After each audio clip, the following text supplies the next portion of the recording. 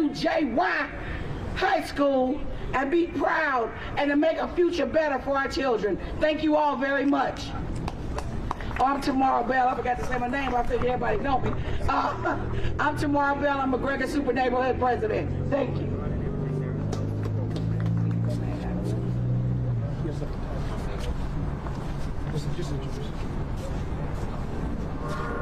Good evening, everyone. Good evening. I'm Carl Davis, Executive Director of Youth Society for Change and a proud alumni of Jack Yates High School. Today, I'm honored to stand with the Stone family, the Roby family, the Holiday family, because we all stand on tall shoulders.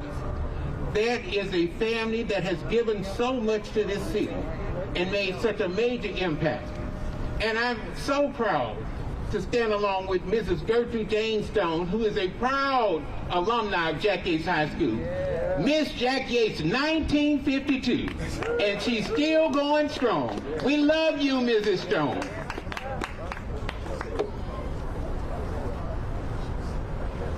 Today is ours.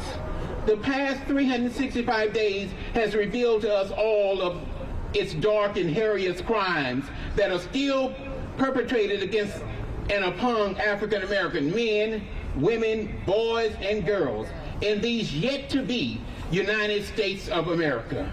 But with the coming of every morning sun comes a new opportunity.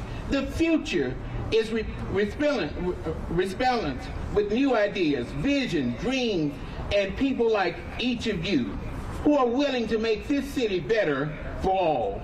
Therefore, we are standing on the threshold of a new era as we dedicate this new park in remembrance of George Floyd, a fellow Yates alumni, and others.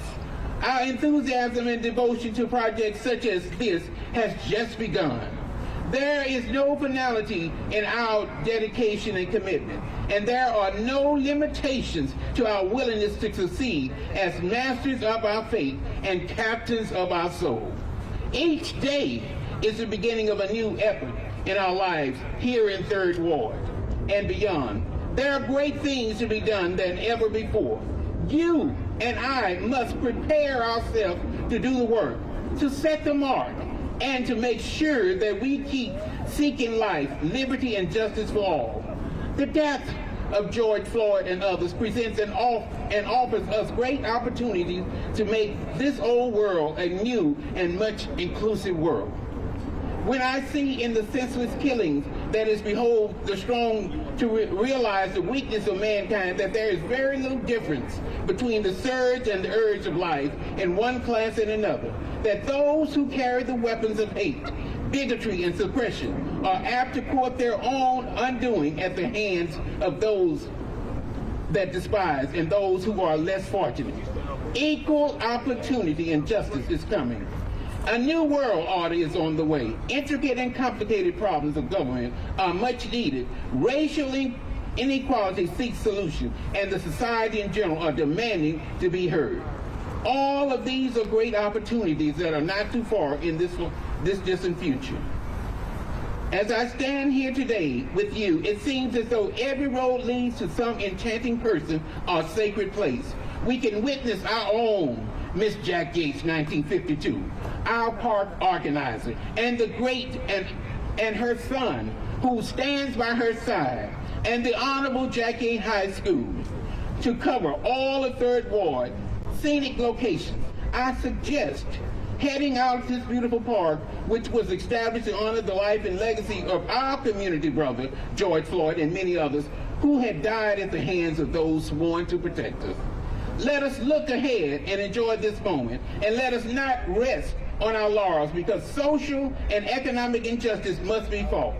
Our civil rights as citizens of this country, this city, and this state must be upheld. Truth, freedom, and reason must be enshrined in our youth.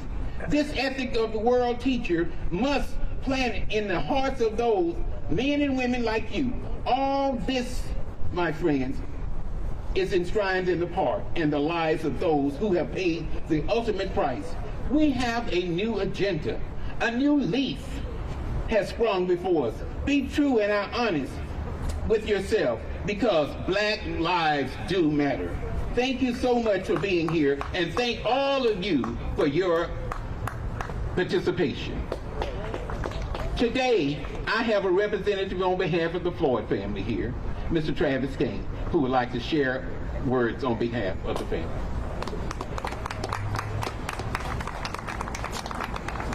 How y'all doing? First of all, I want to give all my honor and praise to God and make you understand that the Floyd family really appreciate what's going on with the Miss Jones and the other people that was affiliated with this project. Yeah, Miss Jones. Sorry, I'm just getting up here. But you know, you have to appreciate the fact that people do understand that George Floyd wasn't just anybody. He was someone in his community. He was someone in Houston. He was someone in Minnesota too, but they did not understand it. George Floyd didn't die up there. He was murdered up there. And the injustice thing that happened, it really hurts us. What Derek Chauvin did is put a hole in his community. He put a hole in African Americans. But it made you understand that he was God sent and that he was a sacrificial lamb for this change that is happening right now. I speak because this was a close friend of mine and was like a little brother. I was big brother to him, and he was little brother to me. And the family I love so much, I have to come up and represent for them because they're not present. But whatever it is, make y'all understand that George Floyd was someone. And if you keep on doing things like this, you know, it always takes a village to do things like this.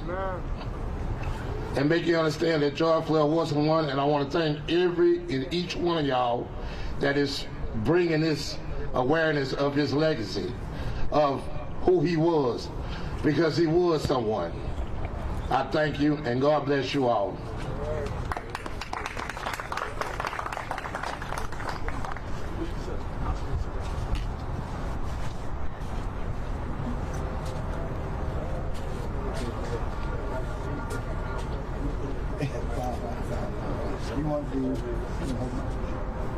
So I can hold the mic. I used to be a Jack Yates cheerleader, so I don't really know if I need the mic. But certainly I am so very honored to stand here. I am Council Member Carolyn Evans Shabazz, the proud and humble council member for District D, what I call the District of Destination. And I'm certainly very honored that I was able to be a part of the program with the Stone family. Mrs. Gertrude Jane Stone, of course, we've already mentioned that she was Miss Jack Yates, 1952. But her husband, Dr. John Stone, at one time was my personal physician. And so I have known the Stone family for my lifetime. Her mother and my mother were actually best friends. And so certainly I've been privy to the greatness of the Stone and the Holiday family for all of my life. I don't know what kind of mood I need to be in today because it is raining, but certainly my heart is lifted because we can never forget what George Floyd went through. But we hope that at some point the hearts of men will change so that we don't have to continue to go through this. We're trying to get the George Floyd Act and certain police reforms. But the bottom line is, if hearts don't change, laws will do nothing. And so I am honored to be here. This is a bright, bright spot in this community. And certainly we know that the children can come here and play safely. We know that the children can come out of this wonderful building, Jack Yates High School, and yes, Carl Davis was one of my classmates. And you know, if you know Jack Yates Lions, you know we are really something else. And if you didn't get the opportunity, you better ask somebody. But certainly George Floyd was also a Jack Yates Lion, you know, which really, really brought this home. And so I truly hope that things will change because we don't want to have to keep lifting people up because they have died at the hands of anyone, actually. We want everyone to live a full and wonderful life. And hopefully we can change some of the cycle of poverty in this community, because people have been charged with poverty in their lives. But we must do everything we can to make sure that it's not a life conviction. And so thank you so very much. I see so many honorable people here. I see Honorable Council Member Dwight Boykins, and I certainly thank him. He left big shoes, and I'm trying to fill them. And I see so many. Jeff Boney, our JYNAA president, Judge Barnstone, and certainly Judson Robinson. But I'm going to stop. I'm trying to stop. But I certainly hope that you all know that this is a great day and a great moment in 3rd Ward. And I am honored that Mr. Stone allowed me. And here comes my friend Tanya. Tanya and I actually knew each other before. We didn't know that our paths would cross again under these circumstances.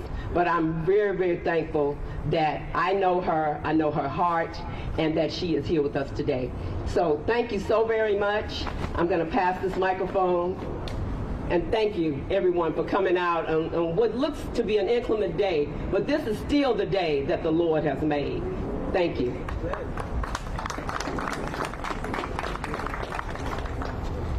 To all who are assembled today, running a little late, but she's here. She's here. This is George Floyd's oldest sister, Latonya Floyd. Hi, good evening. How y'all doing out there? First, I'd like to say it's a great honor. This is awesome.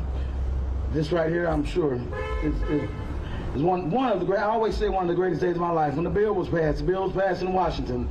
The no chokehold bill was passed. But here we go again. This is great, and I thank everybody for coming out here, and I thank everybody that took part in it. Ms. Sheila Jackson, Ms. Shabazz. I mean, wow. We all know who this is. This is our hero. I'm telling you, this is awesome. This is great. I thank the school. I thank everybody. Wow. And as y'all know, that we were honored by President Biden Tuesday to be at the White House.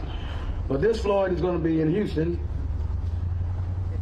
with the paparazzi down here doing things in Houston. Y'all are my family, so somebody's got to do it, and it's going to be me. And I would just like to stress one more thing, if y'all don't mind, one more thing. This is going to be a park, and violence is everywhere. Violence is everywhere, and it must stop. And we won't stop fighting until it does. We're going to stand with everybody, family, everybody. We're right here, solid ground. I just want to stress, I can't stress enough about this government law trying to be passed with these guns without permits. I can't stress that enough. That can't happen, and we just have to keep fighting. Something has to stop. It has to stop. It's too much like the purge. I've said this before. Okay, and I thank y'all again, and God bless you all.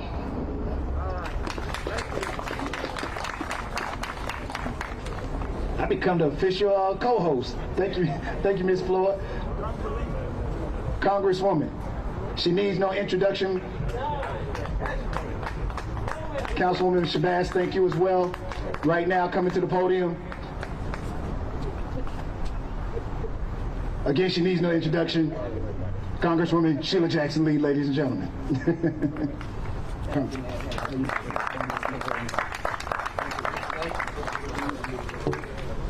I love you, I love you. Let's hope that I don't melt with the rain. What an honor to be here. Let me start first of all by honoring Gertrude Stone, who I don't know why she will not come, but she's a beautiful lady with a beautiful black hat on her head and a beautiful green umbrella, and I just want us to get our hands together and applaud for Gertrude Stone and this family. I know that Gerald Womack has always had me stand in attention when Gertrude Stone walks by, and I knew Dr. Stone, a beautiful son, and fellow doctors, that her daughters, we should know this family. We should know this family. Let me acknowledge, as I said, Judge Bernie twice, and Gerald Womack, Justin Robinson. Let me acknowledge the District of Attorney who is here, Kim Ogg, and Assistant Chief Satterwhite for their presence here today.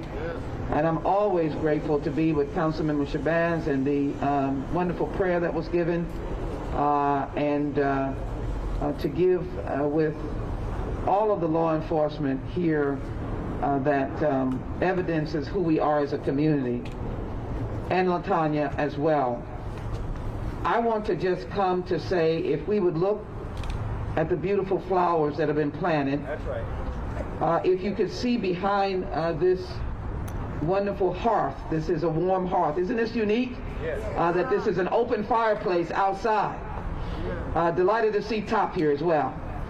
But on the back of it is a tribute to Miss Ella Roby Holiday. That's all the families that are involved. Those are historic Houston names, and she is an educator that taught for almost 50 years. Isn't that wonderful that we would have this connection? Across the street is the Jack Yates High School, named, I think, after the father of our community, and I'd say the father of Houston, Jack Yates. Organized the Wheeler Avenue Baptist Church, came out of 4th Ward. His family's Whiting is their name, as one of the pioneers. His granddaughter, I got to know, his great-granddaughter, I guess. Great-great-granddaughter. We're amongst history, everyone. Forgive me for recounting this for a while before I just say a few words. And I've said this earlier today. I see a man there with 2 children. That's what this is all about. I bumped their hands when I came in. There they are. And this is what this is about. There is absolutely too much violence that is not a tribute to George Floyd's life. If we take this week, starting with May 25th, to be able to mourn his death, can we also elevate his life? And I believe with the 88 class, Jack Yates, those who were his older or big brother, they would say that George Floyd was a peaceful man, Brother Boney. He was a peaceful man, peaceful young man. I understand from Felonious that he played when Yao Ming was around, played in China, or played against Yao Ming. He took his brothers on a trip one time. This is the kind of peaceful giant he was. And yet, we have taken up guns against each other. The violence is untenable. And I get the news clips from here, from Houston. This is not an attack on anybody. People are just taking guns. And shooting a homeless man in Beaumont. Car accidents and crashes. That's what Latonya said. She is a peaceful and beautiful person. I've come to know her and love her family. She gets up here and she says, stop the violence in my brother's name. Stop the violence. And so she is right. I am absolutely stunned as a believer in the Bill of Rights and the Second Amendment that I have to live in a state of a permitless guns in the midst of a surge of violence. And yet we come to honor George Floyd. We must do it with peace. We must do it with a stand for violence. And so, Mrs. Stone, if I may just say to you, as I look at this park, I see it as a place of peace. Can you imagine the opportunity for our students in high school to be able to come over here and be peaceful, to have discussions about life, their future, to sit in a place with beautiful flowers, and to be able to enjoy the beauty of a little park that calls itself the George Floyd Park. Let me also acknowledge Dr. Elwyn C. Lee, who went to Jack Yates, was a dear friend of the Stones, and is very much considered the man of 3rd Ward. And I know of his great support for this effort. So my words are calm words. They could be provocative. I could be raising my voice.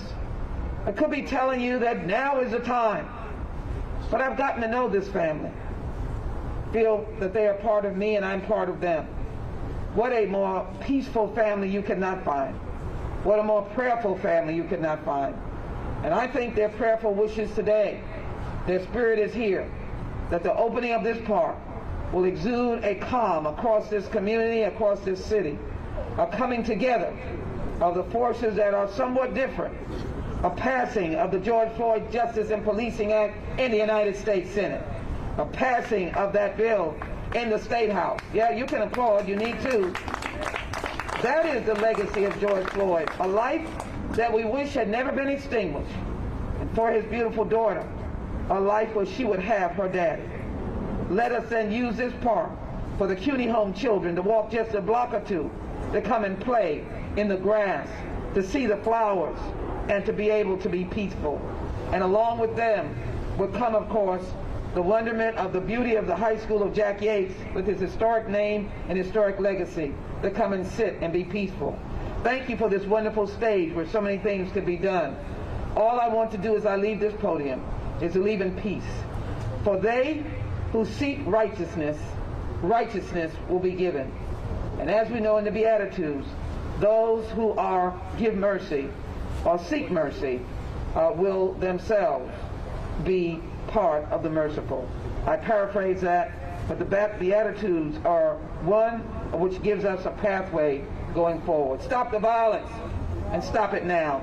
And let us stand for humanity. Let us stand for dignity. I, for one, make my pledge right now that I will be a fighter against violence and will not allow governments, standing tall or low, to bring violence into our community in whatever way that they may do. Thank you all so very much. Mrs. Stone, thank you, your family, your son, daughters, your husband, your late husband. Thank you for all that you've done. To God be the glory for the great things he has done. Stop the violence. Let the peace start with me.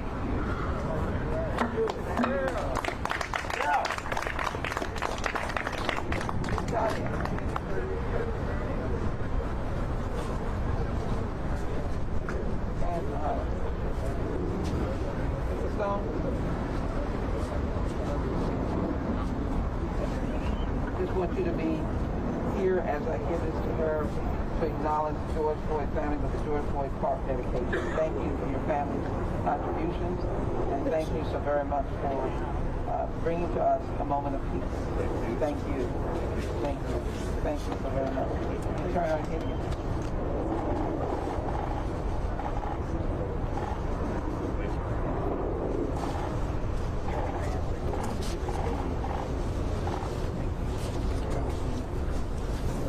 Next, Mr. Stone. Thank you, Congresswoman. Mr. Stone, would you like to say something?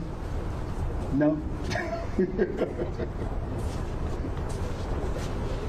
I want to introduce Executive Chief Satterwhite. He's so nice, so nice. I am thankful that he is a police officer, and we are all honored to have him in Houston.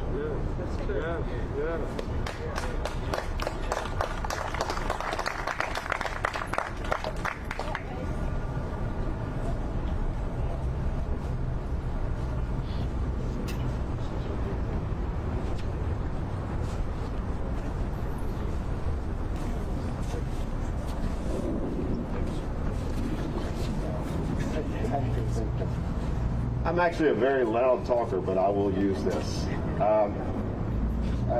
Thank you, James Stone, for asking me to be a part of this. Although I think you put me in the wrong lineup, because I never ever want to follow Congresswoman Sheila Jackson-Lee. She is so much better a speaker than I will produce. This will be a big letdown for you, and she's awesome. Listen, you know, the death of Mr. George Floyd and how he died shocked our nation, shocked the world. And a lot of people were hurting. And he was a Houston native, so a lot of people here were hurting. We have his family here, and they were hurting. And so this is not an easy thing for us to do, for me to do, to stand up here. But it is a testament to just how strong Houston is, and how resilient and how unique that we are here. How unique we are.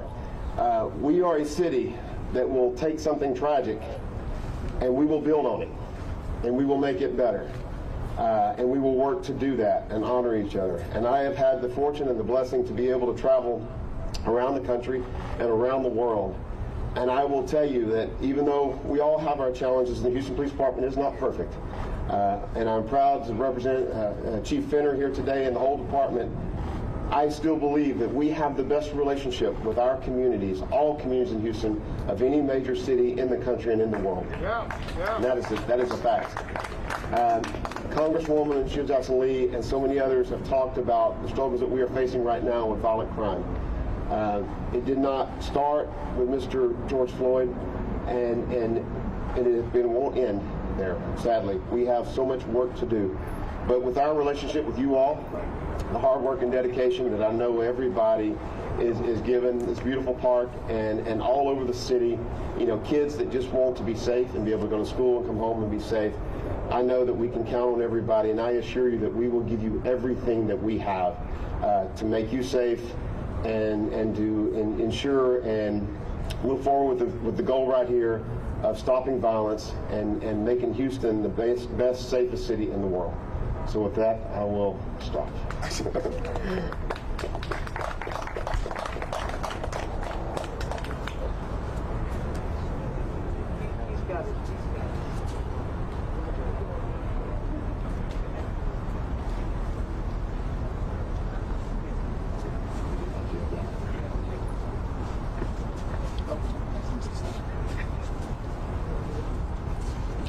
We have a wonderful county and a wonderful city. Adrian Garcia, our county commissioner, goes all over the county and represents the entire county.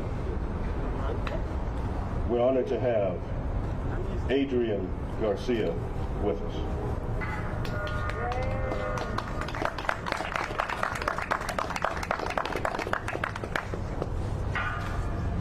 Thank you so much. Let's give it up for the Stone family, please. This is a blessing. Ms. Stone, thank you, thank you, thank you. And look how gracious she is.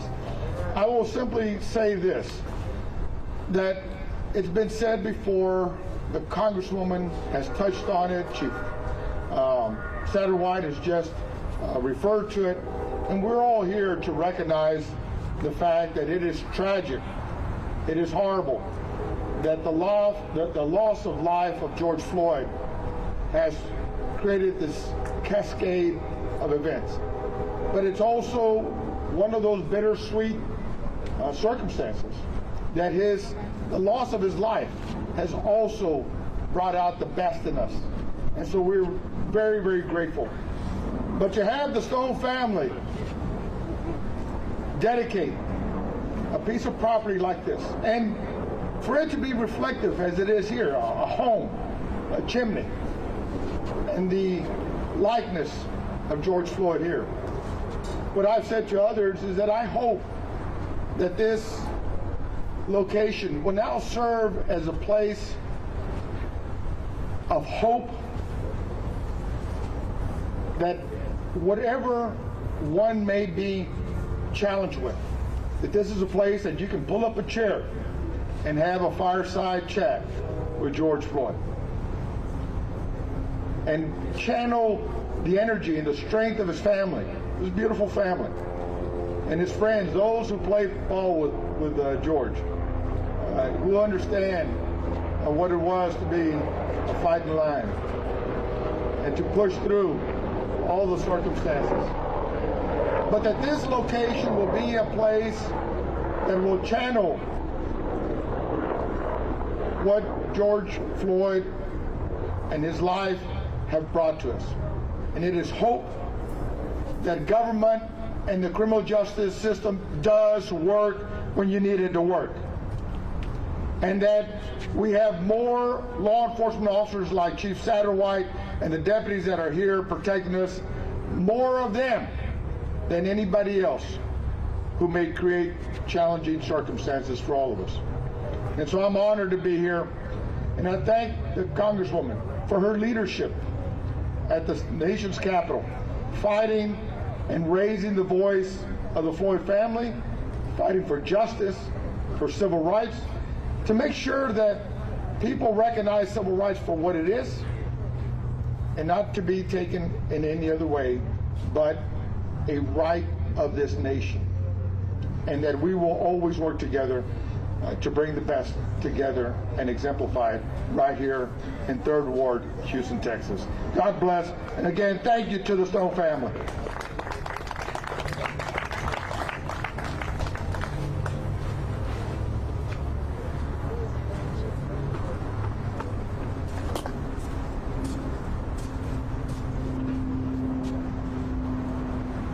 There's a lot of power on this platform today, but the most powerful is a woman, apart from God, because God is with us here today.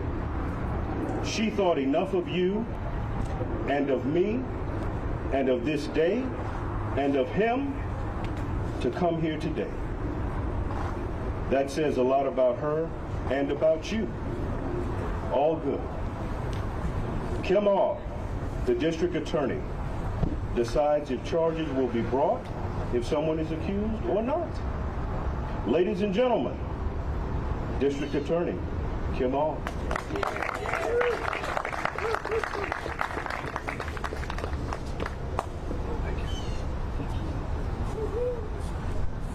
I am humbled by Mr. Stone's introduction, and I want to thank every Houstonian here for coming out to turn out for justice, not just for George Floyd, but for all of us. Every one of you is a change agent, just like George Floyd. Every one of you is a survivor who witnessed his death, but you will make that death meaningful by the change we start to bring here. This is not about us and them, the community versus the police. As the top law enforcement official in Harris County, I assure you this is all about us. And it's going to take each of us holding one another accountable. Laws are here to keep order. Yes, district attorneys make decisions about cases, but ultimately in Houston and under Texas law, we leave a great deal of that justice to the community, including what happens when police and citizens interact and a citizen is injured or dies. So I assure you as your district attorney that every one of us is entitled to equal protection under the law, and every one of us in Harris County will receive it, certainly as long as I hold this position. But what I also want this community to know is while 3rd Ward, with its incredible historic relevance to Houston, not just black Houstonians, but all of us Houstonians, 3rd Ward is ground zero for a breakthrough, for a change, for racial justice, and for the intersection of criminal justice reform to really mean something. So we need you to participate. Freedom, as they say, isn't free. We need you to show up when you're called for jury duty. We need you to call the police when you see a crime happen. We need you to have the courage, if you're a victim, to save other victims from predators who may prey upon you. And whether we do this in the Lord's name or in the spirit of our community, or if you just happen to be thinking about George Floyd, what we're pushing is for all of us to do the right thing together and to make Mr. Floyd's death not just meaningful, but action-oriented, a real change agent. Because that's who I believe Mr. Floyd was. And the history of 3rd Ward continues, not only with its relevance in Houston, but in America. And so the residents of 3rd Ward, as you set an example, America will watch us. So thank you for coming to honor and pay respect to the Floyd family. Thank you for the respectful way you've carried yourselves as Houstonians, hurting crime victim survivors, but always respectful. Thank you. Thank you to the Floyd family. And Mr. Stone, to you and your family living across from this great institution to give this gift to the neighborhood and the world. I don't know how to say thank you any better than you can see. All these people's gratitude. We thank you and your family for this beautiful gift.